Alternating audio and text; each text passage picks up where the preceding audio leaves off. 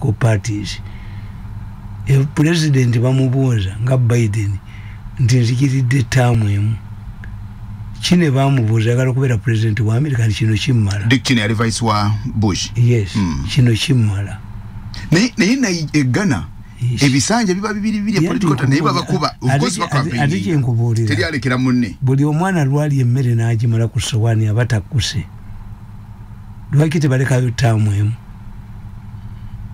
Kubanga omukulembeze omulala ne wajja tulina abakulembeze babiri abafiridde baba kuba nabo no opportunity ebabeezawo singa babeerawo.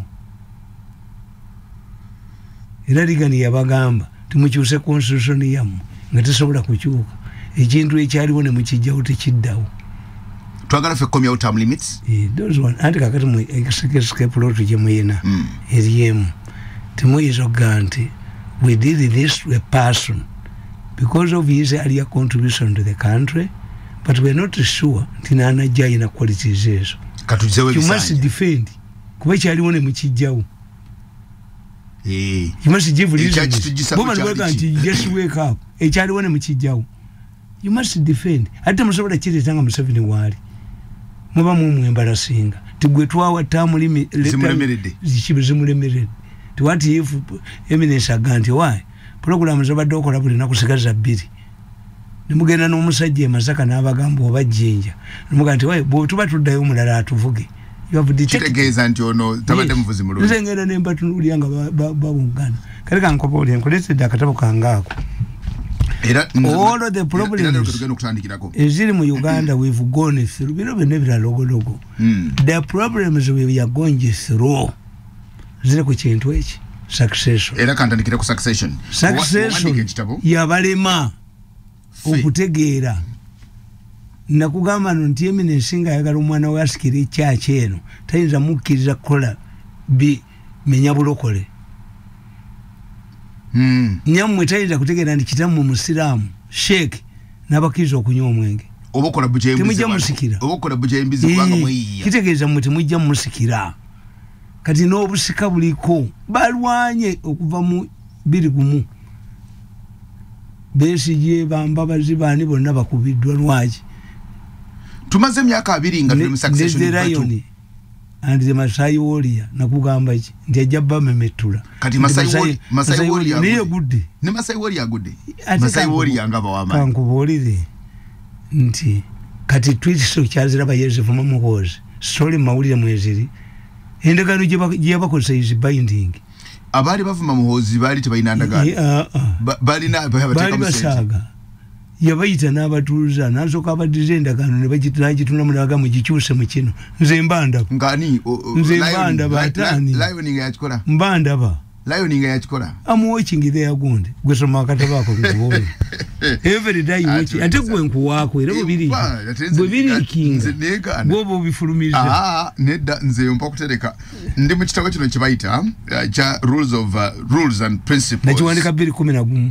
Rules and principles of succession. Mbaga mutaganya bwerere. Okura futamana mirundi. Yakiwandika 2011. Ndi ku page 18. Bwe batandikira. The two scenarios where the incumbent can either lose voluntarily or retire or is forced out of power. The latter scenario implies that he will have no role in determining the successor. The voluntary retirement is such that the incumbent retains or remains in a strong position to influence and determine a successor. It then naturally follows that the incumbent cannot cede power to somebody he does not know. Knowing in politics that does not stop at somebody's name or face. It extends to a historical bond. Experience shows that it's highly risky for an incumbent to entrust power to somebody without a historical link. By this I mean the long-time relationship. You must have guarantors who can invoke this historical bond if he or she turns hostile. Nelson Mandela in South Africa ensured that his close friend Thabo Mbeki succeeds him. Secondly, a leader does not entrust power to somebody who can easily establish his own political power base within a very short time. It's advisable to incumbents to remain with some sort of influence in the government in the first 5 years following their retirement. This is because human nature loves freedom. It seeks to get out of the shadow of its predecessor especially, and establish its own identity and legacy. A person who can easily establish a political power base gets new friends and easily and is easily hijacked by the political opportunists of his new political base. Somebody who feels that his success is attributed to you. This is what we call the politics of overwhelming. A person who believes that he or she's that his or her achievements are related to one's own individual abilities and popularity is usually politically dangerous. However, even turncoats or weak leaders are dangerous. They become an easy target to political manipulation by the opponents and try to prove that they are not dependent on the retired president. A retiring president should never underestimate his successor's political abilities. People change, they are not static. As I pointed out earlier, there is no person who can accurately predict another's mind. Many are pretenders. Furthermore, politics, money, and religion change people's attitudes and behavior. This is because they attract new friends with different motives. This explains why when people get money and power or get married, they change their names. In Kenya, Jomo Kenyatta, change their friends. They change their friends. Okay. In Kenya, Mzee Jomo Kenyatta and the Kikuyu mafia underestimated Daniel Arap Moi. They believe that Moi came from a small tribe among the Kalenjin. The Kikuyu had established a strong network within the government and their private and in the private sector would snatch power from him. They looked at Moi as a passing cloud. However, he outsmarted them by borrowing power and support from other tribes. In Zambia, Frederick Chiluba underestimated Levi Patrick Mwanawasa. He was deceived by medical doctors that Mwanawasa would not complete his first term as president. Mwanawasa was a victim of the fatal accident that severely affected his abdomen. He reasoned that if he became president and gave him trouble, he would die within a very short time. Therefore, Chiluba suggested that the new president be deputized by a vice president who would take over upon Mwanawasa's demise. But Chiluba would later pay heavily for this. Mwanawasa subjected himself to a long-term and embarrassing court process where his underpants were exposed to the public. Most of the former allies were put behind bars. Mwanawasa wished to remain and die his own man. He did not attribute his ascendance to the president to Chiluba's role. Chiluba failed to understand that Mwanawasa, as a private lawyer, would not pay for his huge health bills, and that the doctors had based their death period into this fact. However, as president of Zambia, who was waging a corruption crusade and forcing people to vomit what they had stolen, Mwanawasa's exorbitant bill was peanuts to the public that was already excited. Therefore, it's important that a retiring president ensures that his successor does not undermine his legacy. President Yoweri Museveni pointed out that he does not care about his legacy. However, this is important. Ugandans will remember Museveni among the many achievements as a man who restored peace, stability, and human dignity and rejuvenated the country's image. Ugandans, for the first time in history, saw soldiers who do not rape women, who do not kill with impunity, or who do not steal from the public. They will remember that Museveni turned the Namamve killing fields during the Idi Amin and Okello Lutwa's regime into an industrial center. In the 70s and the 80s, people would scan Namamve forests on a daily basis to retrieve corpses of their beloved dead relatives.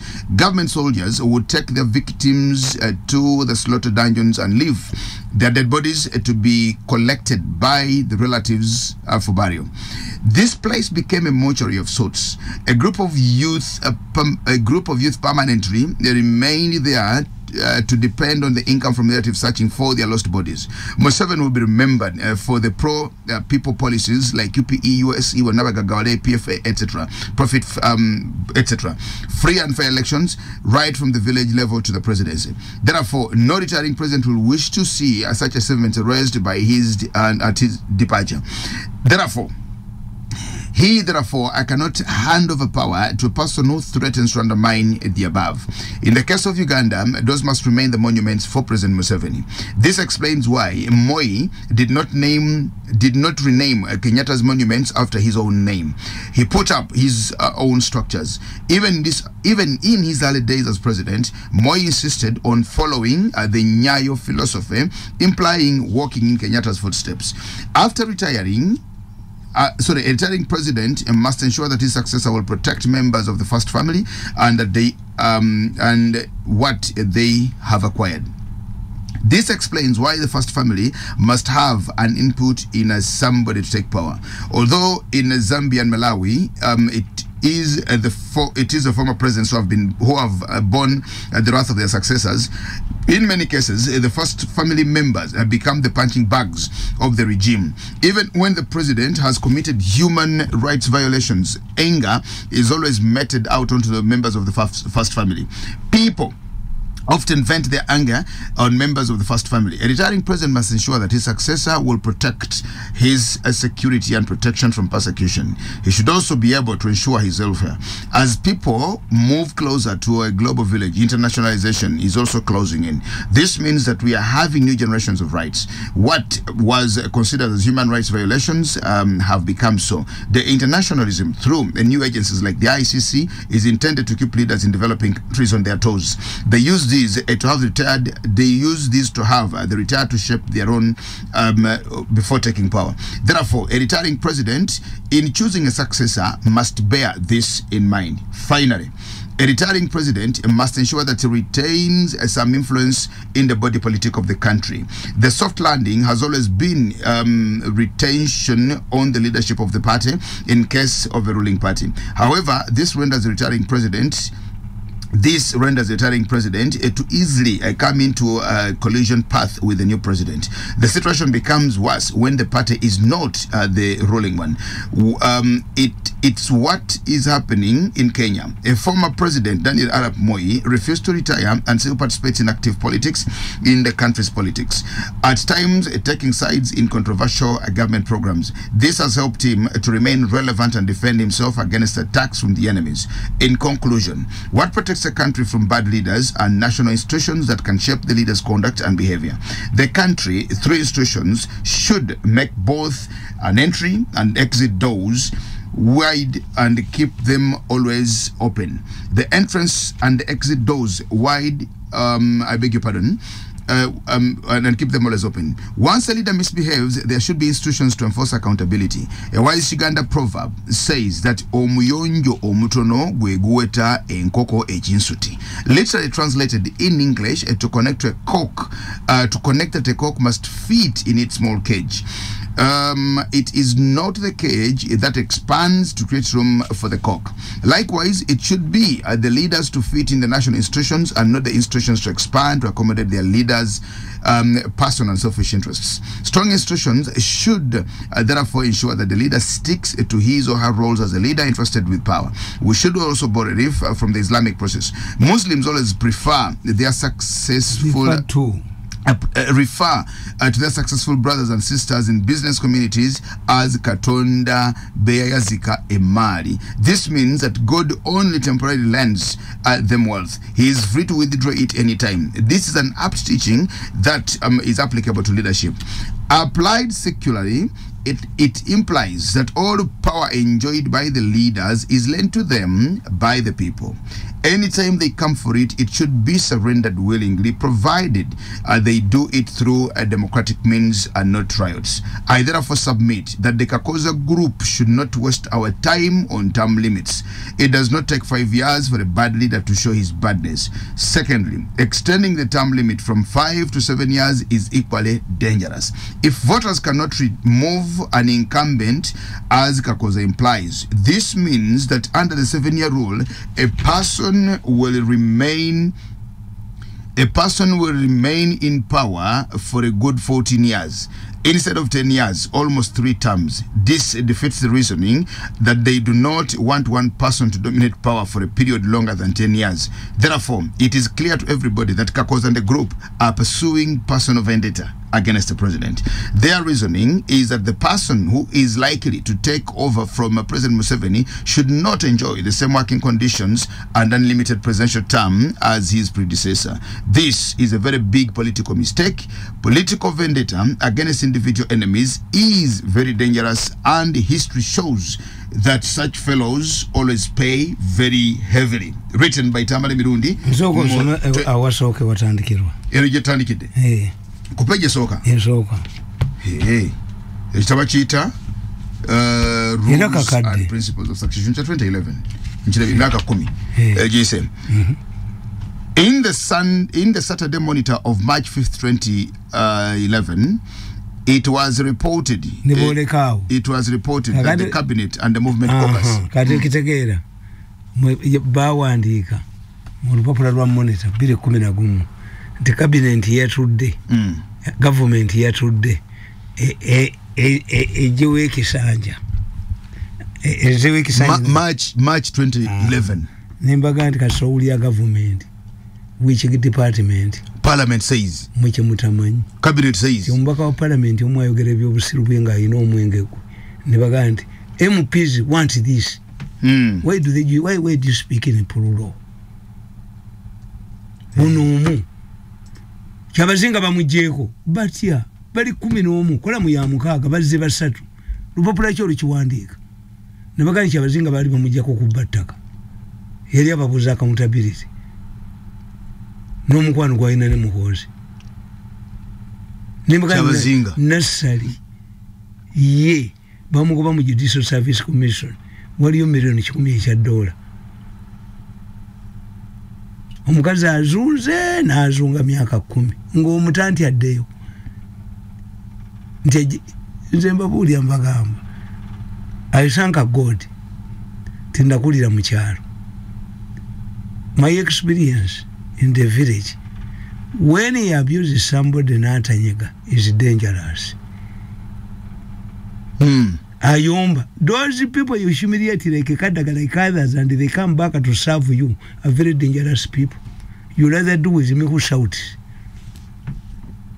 Ndiko ja kusiba omuntu omuteke mukomera balisi kubena omuntu omwe ayigigi eyamusiba mu lyagonja betikamye yajeyo omusango nga teguliyo omuntu abadde handling billions mu muvunana nti yabba obukadda 3 nga bali basatu omukazi atayina mwana nti obenyabonya makaga ng'emyaka 10 kuba yakadabwa president mu makaga ng'omugoloza nga controlling bonna bakera mu kyakira mu zabalokole. Is that what you think?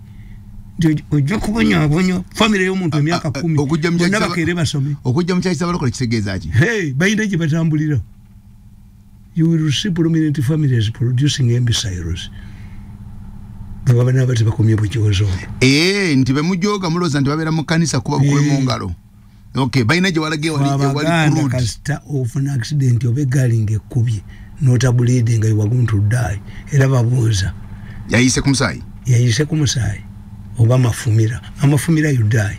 The people you are humiliating. Tumetumana mungu bane tujonsente mbone tujikanyuko mbone tujijjayo. That is your wantanda. You will face it in the future. When they go back they talk.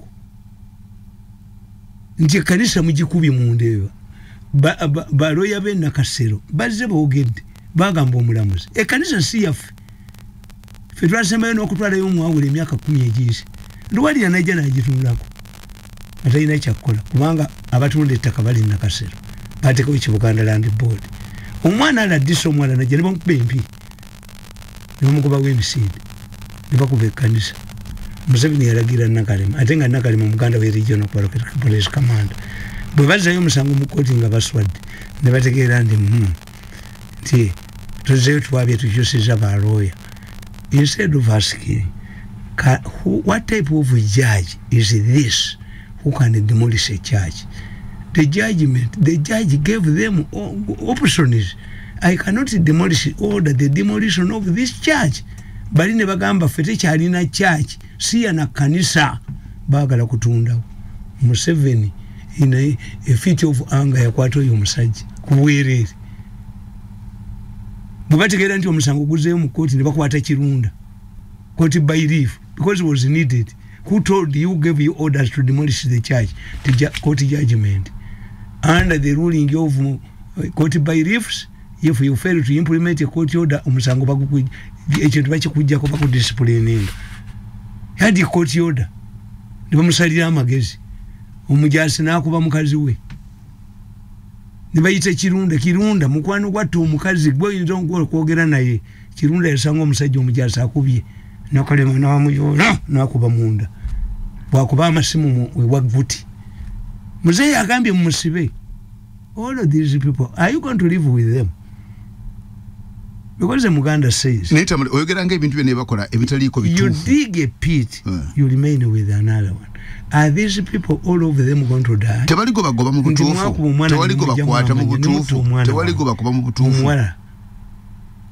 Namatovu. Recent balumba mukazi wange nganze mbawulira ku recording mutwala omusajja ayina sirimu amureping amutte and you see tikinensonga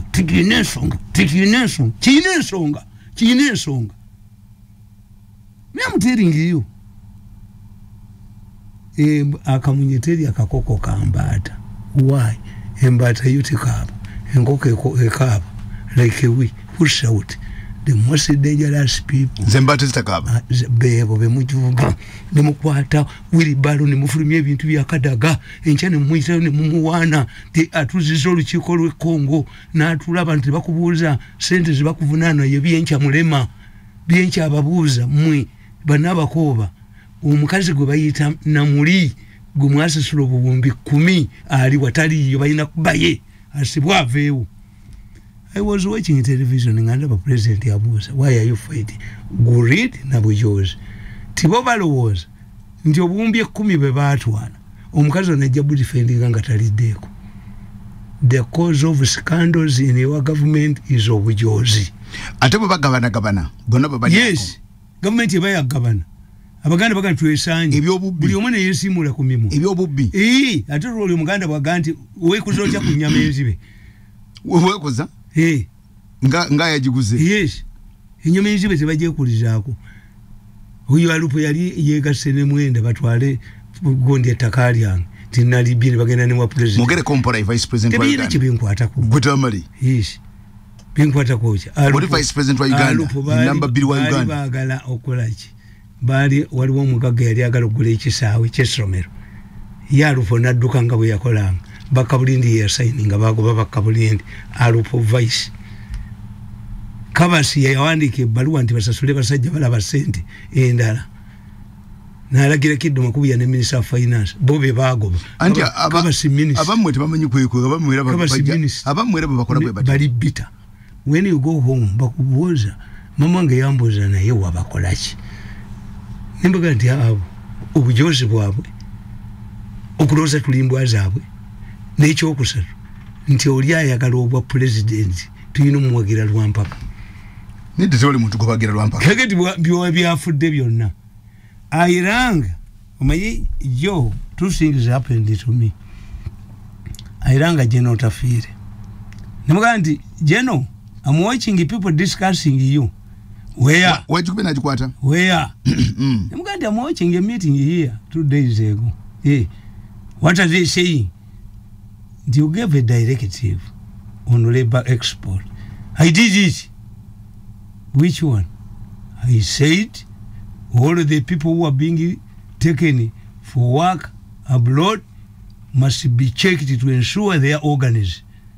Kakati betumala okucheckinga omuntu nga inesigo biri bamukomyewo nga inemu tubakwate Yotafire nakuganti abo be bakola sijagana bana genda bweru neba mali mukebera nga ine ensigo ze zombi batwala necheche report yesigalewo ne family ye gisigaze ntikona kafaka genze neka ine ensigo zombi bano benda banga bakwogera ko bagambye nti walonze kadiki kliniki why did you? Yes, I did. Kadiki is the one who handling the army. Yekeberaba maje. Kakati olaba Otafire akugambye omuntu tumukeberenga akolaki. Ngata nagenda. tulabe yagenda n'ensigo ebbiri bwakomawo n'emu oba yabulidde mu nnyonyi simple yagwerera simple yalazeewa mbere ya budde oyo yotafiire bali grassroot otafiire yateekawo n'ebbaala ekyo bulaba avumanga nsi namugamba otafiire nagenda ne waabwe emitomo nemugamba otafiire oyina oluganda nange era abaana bange bwe baali bafuna diguli pulezidenti gwe yatuma omukiikirira very honest man very honest otafiire mu Nyankole gwoli wankima mitoma eriyo emituba kitegeeza abaganda baaliyo olabye bwasolovinze problemu teyeegaana yaga nti kino nze nakiragidde kubanga njagala kulaba kino anti minister of internal affairs yatwala immigration kadiki kiliniki yokka kuba mujja kwekwasa ti edwali mugazanyiremu eri yalonze eri mulo kadiki kiliniki omwana agenda ebweru amala okukeberebwa wafu aliyo omusajja bamuyita China waloga nawulidde go bagamba nti ye yazalibwa n'ensigo emu anti bakitegeere nga tannagenda China yagenda n'akweka ekibumba ky'ente nze sirya liva mpaze z'ennaku zino kuba nakeeranga ku makya kitange yina bucha nga 10 mu kibuga ekalisi nagobanga ente ekyawagunya nze nayagala ssente nga ndi muto bano bye banjavuwaziza 10 years and I've written in my book where I decided to forgive the cost, the price of working with M7. Family yange bonyenyo nemukuba nyabo nemukuba omwana wange nemutajitinga mukazi wange nemumpa obutwa 5 times nemugula shagizi banzi tenga byonna mbina ku recordings the cost of serving M7. You must be coerced program nemuzijjako kujja atukolererwa mpaka nga nsukubenyondo muntu ekitabo kisa ekyankwanzi kyali kigenda bamalawo ajje ekyankwanzi denounce the taps to send off denounce kumi bafu atanu kubisago bale baleba singa kati nkusanga kitalya amuteringe singa je nkulambulira nange nali ngenderamu naye ngende naye this would shape dialogues okujoganga abana babanamu ekyankwanzi barracks anti bampita bampita waliiseewa nebwatuka kitegeera yewange waliwo bambeka kubanga sente zonna ab'ekyankwanzi ze baafuna bazimpeza ne mpaka tulinnyayo oli yababuulira nti agenda jesiba nalinjokala omuntu ayogere bakuwalawo ensinga togezi kyankwanzi saalinnyayo zonna baziweereza nabuuza omusajja nti gwe how many times have you invited me to attend that come for a COVID test causes nabawulidde dda ku ssimu let us call him and intimidate him to down bali bagamba obwabukedde twali tugenda singa waliwo namwandu omuto wano twali tugenda namwandu omuto oyinayo mukyalo omuto wali badde namwandu wano ali prominent obujozi obwo ne bubagwamu nenda ngumejoga munyigiriza omuntu ku kisenge tabale bironi kalo oyinza okyogamba nti namwandu ali prominent ekyo bwa namwandu nakyo kyakubeera prominent waliwo omuntu akunyigiriza kakati lwakuba odduse n'ova ku China ow'ekibumba tubadde ku China ow'ekibumba China yakweka ekibumba ky'ente omusawo magema namuga nti omanya Oluganda China omanya Oluganda yesalanga ne yetu China yali muki nga mubazi nenga mukambwe nnyo nenga wakabira ki yinga muganda yesalanga ne yetunga ne bamuyita mu China ku kyalo nga ine swiri bweziti China ngo muyembe ne wegugwa tetugulonda yonafa abeddalo nakuba nti kwali kaba China ne constant yayine gali nga yevuga yo kanegende kalizo negule nakapapula ne bagiteeka mu nyama ne dayeka nga lolezi givira constant ekisi kituufu tamali nga jo nagenze omusajja ya egali negende kule nyama ne koma omusajja yampita yampise kyayina diro ningendayo nafulume bwero nakugenda ngewo omuntu wafulume bwero okubesa mu lwaki mugendereko the man has arrived here, he has no security. God is so. Harafu. Mwanguwe na mwanguwe. Nagende sina mserikali. Ndi mmotoka ne drive. Ate ne itali ya government. Wakati nenfulume bweru. Nalabe mmotoka ngegenda ngerimu omuntu. Nadda mu lujjo mukazi namugamba nti omusajja agenze. Nadda mu lujjo n'agamba banne. You delayed. The man has left. Abayingira mu ddiro n'ansangamu. Tamale nga ate mmotoka yagenze nansangamu nimuga call you what people I'm around But my wife told me that you had gone. Konze no. That was my younger brother who left with the car. But I saw you coming with your drive. No, I'm telling you, you did not sleep properly. Call your people to come. Ye nyumba yaji do same. Kakati diru jawado genzo kutula. Yabade yaji. Yabade. Trying to kidnap me. Sakubuli yagama nti gondi nti achibisa pese mwogere n'olanya bagenda kutula wowe nange bampise mu meeting sachi kubulira yali kidnap attempt boba budget bamanyi kabanda musajja bagamba mbawadde emitwalo gya $10 munoonye omusajja oyo bwe navire Nairobi komewunga mu mulabi no Pakistani yazibande bazikuba kabanda akube simu abalimbi oyo MP I know him I can talk to him nali mwaso omutwe kubamba mbalaba batiza no muntu okogera naawo nyiga bunyizi no yaso omuntu boli bwaganti I know him I can talk to him nabasaze ukubasonyi wono mairo nabasonyi ekyo kyogera kugatta koli Constance ina kagali yakevuga n'ekibumba ky'abanyi China yagamba ndi goli muganda magema oli muganda ndiye baganda bagamba bati nti kibula muntu tebanenya mubazi tikizibadde magema namuga China nasoma siringa gwe teri ntetabera mu kibumba ekibumba kirete ngejana kibbi kikwese China ngejumba twala ku police nayogera ekibumba gikiri nakiwadde omwana nakitwala abakubanga ayogera mu bano ekibula muntu tebanenya mubazi kanyente bali badde abatamanyi. That's what Otafire is saying.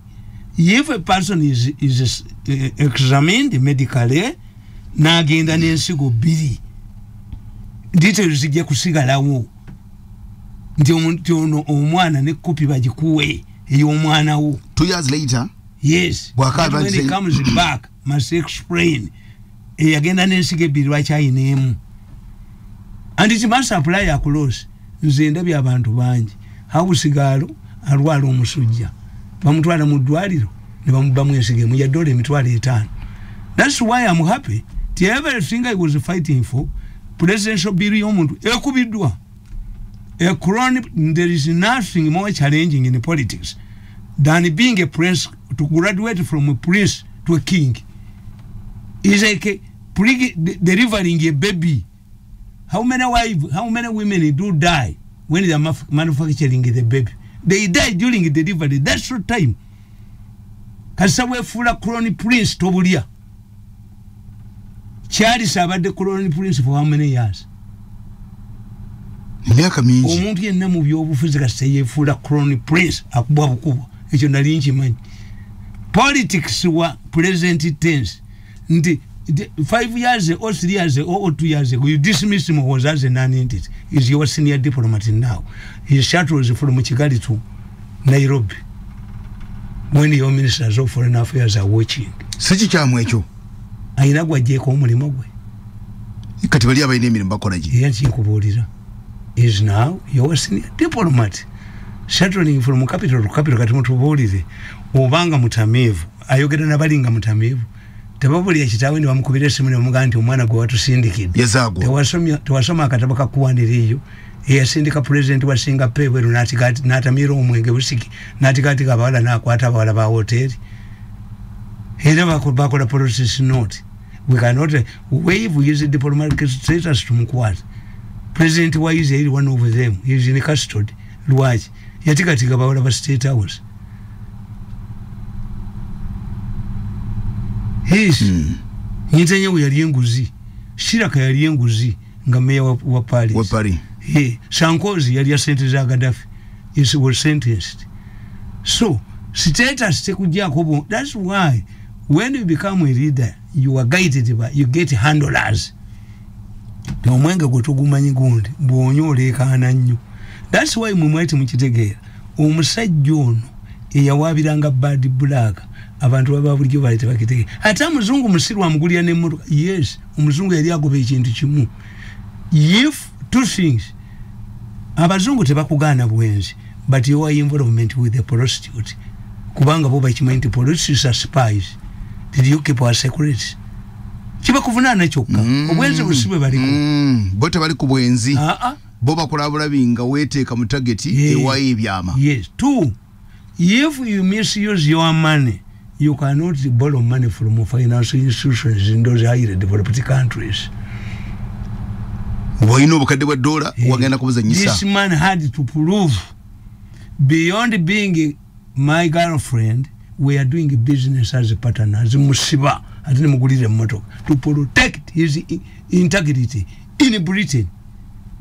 Omuzungu musiru bamuloga atamugulira motoka atina musiba you don't know what this man is looking for kusoma kwa mukuto kakati omuntu owempisa embi balizirabidde Kigali oba Cairo Misiri. Yes, kati abakuba bukubi nga tayogedde abakubi abikolwa nemuleta sheba yabula ateke kayimba baby nkwata bulungi baby nkwata nyimba zako zimanyi nze sizimanyi enswere eri wali omusajja timba abwamye yeta kulanga mu mpale ngakaga nti ajja muki kali duse neera baakikola abasajja nzo okuva bakubye mukozi ne malisi nabasonyiwa. That's what they know no wawe bamukuba wabasonyira kuba muhozi. Yes, nategeera nti asibakuba fefeka nkole yawe nyini kubanga malice is what they know.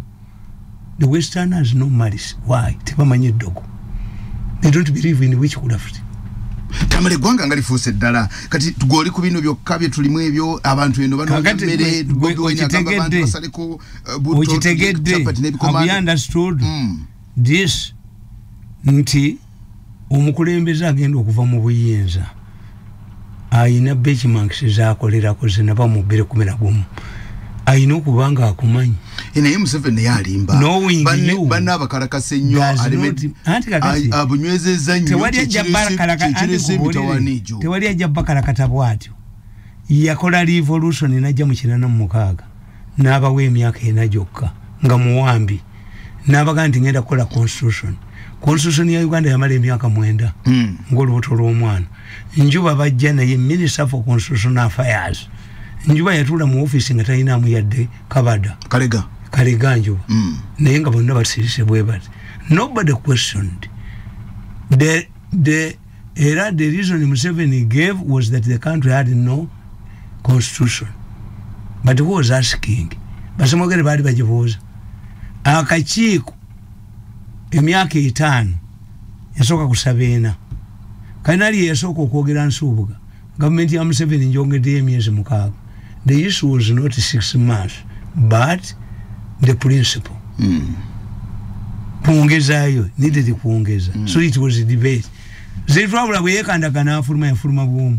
Ekulakiti ejoko yawumulira mu katale n'aseka bwomu. Yawumula? Kakati emyaka 9 negigwako nga Museveni muki muwangami. Nenga ina constitution bafumbe n'emmere bw'obuuzanga wa muntu w'omuntu mufumbe mmere mufumba bikongo mukyere what type of food kuba bikongo bya nnaku 2. Politics is like cooking ebikongo. It takes you some time. Politics is an investment. My family has suffered, but I've invested heavily. There is no government that will never give me a job if I maintain my credibility, if I reserve myself for future deployment. Next job of Murenzo on. Kakati emyaka 9 bwe jagwako netudda nga constitution yasibye multi party twadda mu movement system buli mu yesimba ku merit ye tebamu disqualifying Kanyeyamba yagenda wa president amubuuza nti mu constitution enkuteremuki namuga nti no sina kyenjagalamu except making a flexible constitution for Uganda. Kanyeyamba naddayo n'agamba banne ti omusajja tumuwe emyaka 10. Omusajja amaze okuga nti omukazi nagani naalongo noga nti bamuyita akola emikolo gy'embeerera naalongo abeera mbeerera ate naalongo ayinza okubeera embeerera. Yes, revolutionary omuntu gwe bayita revolutionary omulimu gwe kujja ggwanga ku point emudizeka kunda taba na bisanja ebisanja ebituli kyozi. Kanyeyamba yali tekimanyi abantu ba Uganda bayite bakimanyi ti revolutionary wa myaka bamusulira kaliba kasolya ganti amwe revolutionary kwazi muwala wali rudda wanti musista ali gogonya omwana w'omukulu yenkana atya iwe fulu omusista we gogonya gwobuzo omwana omukulu nabagamba ndi munti singa bakugamba nti bannange embizi zakwatiddwa obulwadde Sheeka naga nti nga tufudde ajirya Faza ko ajaja mu pharmacy naga nti kondomu ze mwanguziza nyimpi Faza uzikozesa kwani demonstration kuki kati mwe logic yabakuba logic yalemera abantu a revolutionary does not believe in term limits.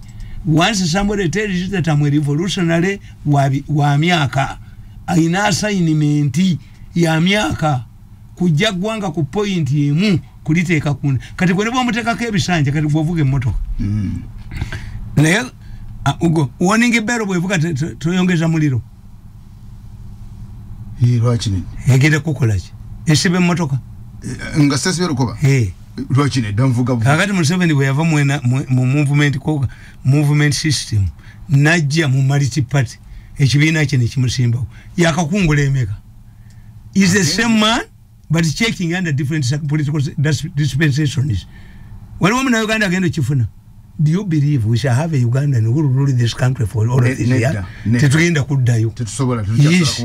Unafunya advantage ye. Nti omwana atandika nursery. Namala P7. Omwana yomu subject ezikyuka. Nava mu P7 nayingira senior 4. Subject ezimu omwana yomu subject ezikyuka. Nayingira A-level.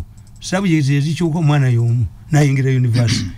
So that's how you can explain Museveni's longevity in power. He had taken advantage of the political different political dispensations. Succession yeyo kaye tutawanya. He will live at his leisure. I'm telling you.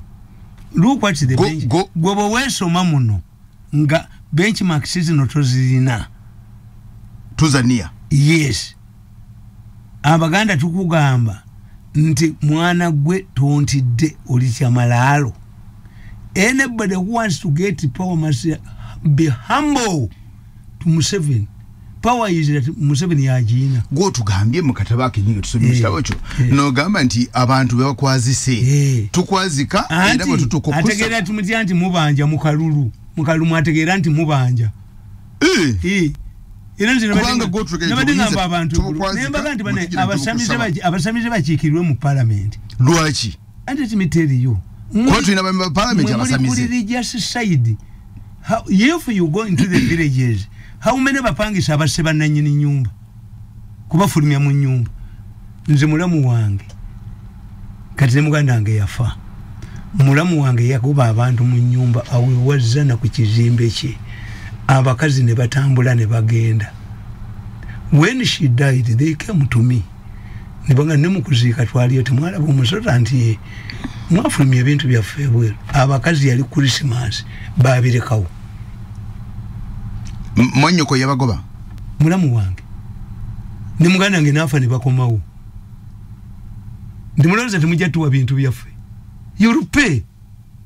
Byali bintu ki? Ebyo mu nyumba. Duuka. Yabagoba munga baganya okusasula. You look what nti gwalete teka nti abantu banabera mbizibu by'abantu. Baba nyumba z'abapangisa tubawane sente bafulume. Nomuganda muganda ngo wajjo ina sente. Neka nkuwe myezi 3 ofune nyumba ya sente ntono nvire fa bamanyi biri. Abatamale. Pangisa aleka mu nyumba. Pangisa aleka mu ekintu. Enyumba notadda mu giteekamu. Niba nobadde mu parliament religion. Kati abera mu tukayita gundi. Tukaita mboga za amateeka ate zitali za amateeka bajja baazo. Mob justice. Why is it not mob madness? Bakutta. It takes omulamuzi emyaka 10 okutohanga somebody. It takes just minutes the mob to kill you. Boba kolerawo. Elifu 3 mu nnaku 3 nagamba omusajja. Tamale bye Dr. Salibyata. Nti onzibi yakwe unyako. Abasajja omusajja baamusiba.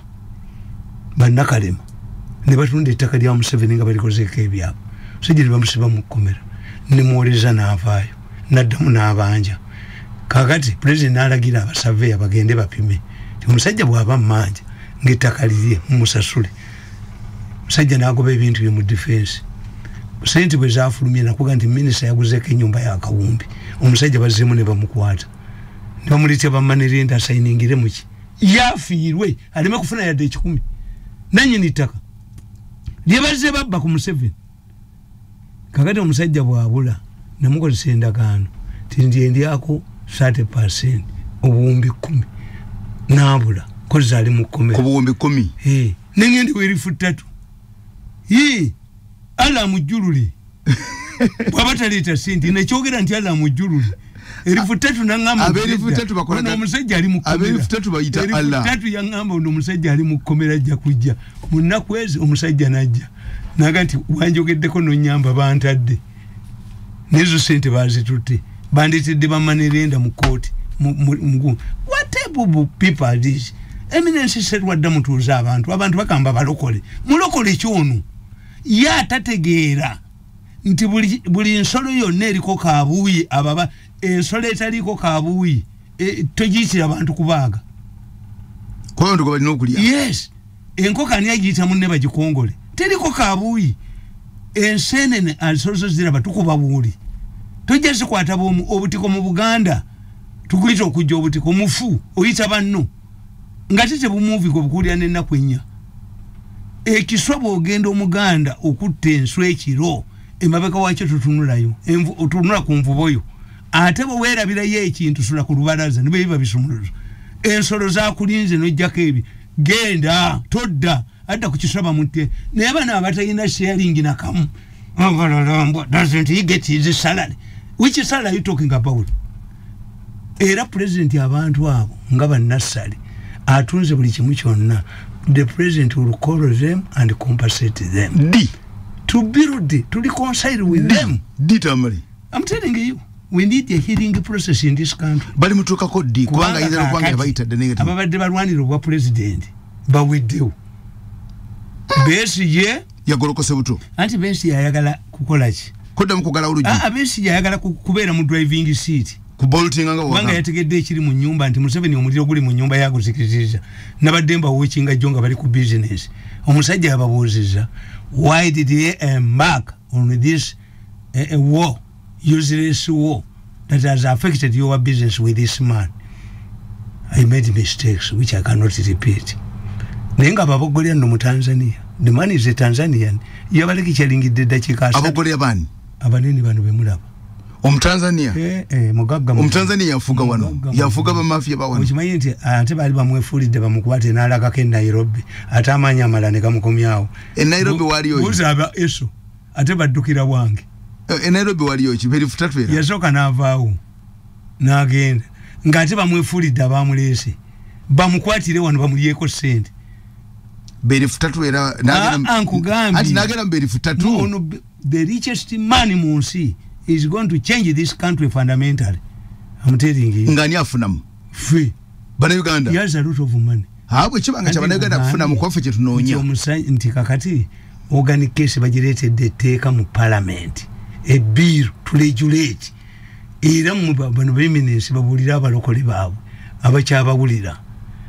Teri mwana mulenze ku bwavu bwe bayina agenda kusigaza nsigo 2. Ensigo egula $5,000.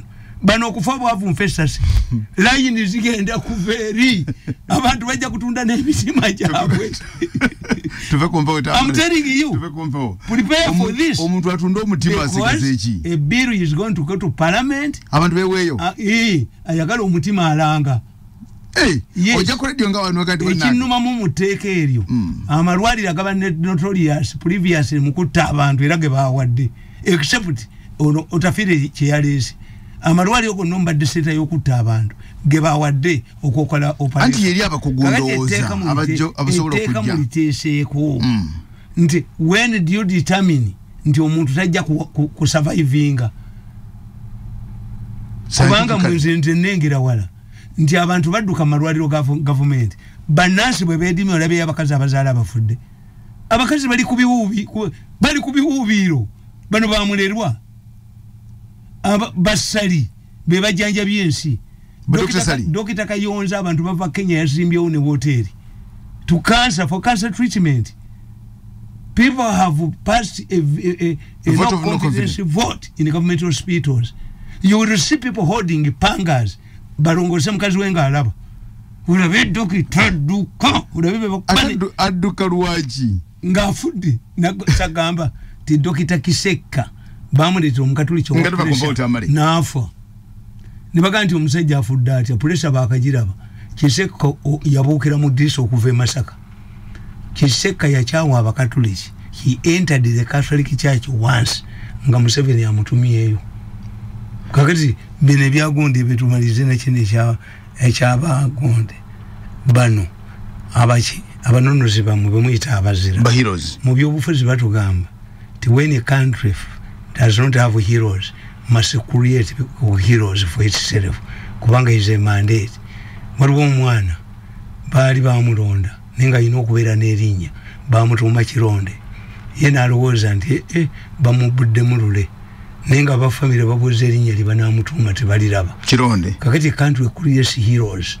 kyovalaba nti abobote balala abaki singa DP ejja mu buyinza kyono kabeera hero ne tuyinza n'okufuna kyono kadde ne kayira dde kayira bamu omudaali yagukanyuga naye ate nga Museveni yamusomeseza mu ssomero State House yasomesa omwana wa Kayira ku university naye olwokuba ali jobless yiri teyakiraba kakati emakulu bita waliyo church battiramu mu 81 bamama gye balumba church ne battana omwawula abasoma Anglican church awo tennalaba wote wali sente kazimba tatunulawo ne wanajjawo kazimbe yakajja wanajjawo ate na mugongo tebamulwanira nena ale mutemanyi nti emakulu bita akatabo nkanoonyeza naye kabuze mbadde njagala kitu batusoma tujjukiza abasajja bano n'emirambo gikyaliwo 1981 batta abantu 10 mu chache emakulu bita abena ale mutebamanyi has created new heroes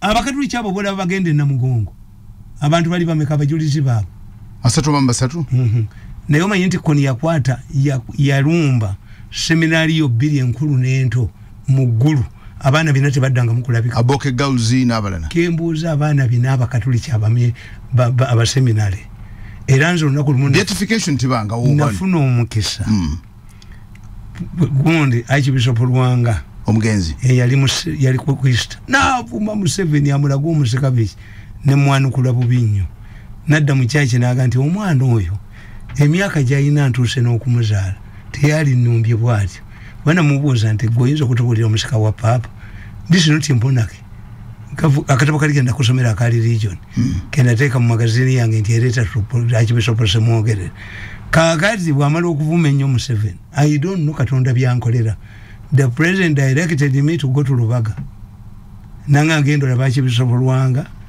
agamba nti abamuli bamukwotinze akuwe document entuufu gye yayogedde omanyi bwe kiri nga sobola kujemera Museveni naye Lwanga aganda muvumye twasisinkana n'Archbishop Lwanga yayina ne gyalaga we spent 5 hours nakyogera naye mulamu I spent 5 hours with Lwanga and he told me the source of antagonism between him and Museveni